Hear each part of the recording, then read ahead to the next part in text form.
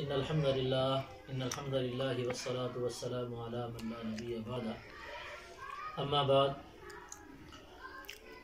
गुज़िश्ता रात हमें इंतहाई तकलीफ़ दे ख़बर मिली कि हमारी जमात के मायानाज़ आलिम दीन हज़रत मौलाना अल्लामा अब्दुल हमीद रहमती साहब रहिमहुल्लाह ताला को बेदर्दी के साथ उनके अपने ही मदरसे के सामने शहीद कर दिया गया, जो कि मौजूदा दौरे हुकूमत के अंदर कसरत के साथ अहले हदीस उलमा को टारगेट किया गया है।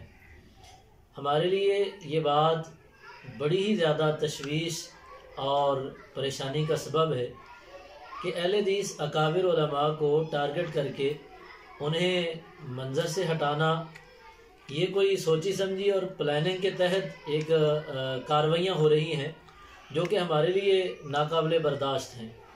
अहले हदीस यूथ फोर्स ज़िला बक्खर इस बार इंतहाई मज़म्मत करती है और हुकूमत से मुतालबा करते हैं कि जल्द अज जल्द कातिलों को गिरफ़्तार किया जाए। उनके CCTV फुटेज हुकूमत के पास आ चुके हैं, सब लोगों ने उनको देख लिया है, तो हुकूमत उनकी जितनी जल्द हो सके वेरिफिकेशन करके उनको गिरफ़्तार करे और करार वाकई सज़ा दे।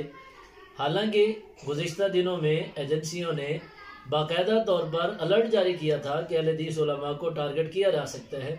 तो मेरा हुकूमत से ये सवाल है कि आपने अहले हदीस उलमा की हिफाजत के लिए क्या किया है? हम अहले हदीस मकतब फ़िक्र के उलमा को टारगेट होते हुए देख रहे हैं और कोई भी आपने इसके ऊपर रद्द-ए-अमल नहीं दिया, इनकी हिफाजत का कोई एहतमाम नहीं किया। आखिर ये कोताही और सुस्ती क्यों है?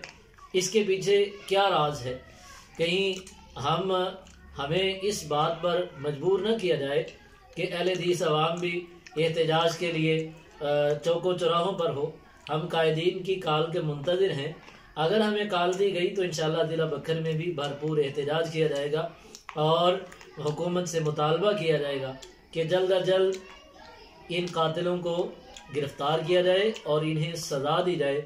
अगर हमारे कायदीन की तरफ से काल आती है तो हम इंशाअल्लाह ज़िला बक्खर में भरपूर एहतजाज रिकॉर्ड करवाएंगे।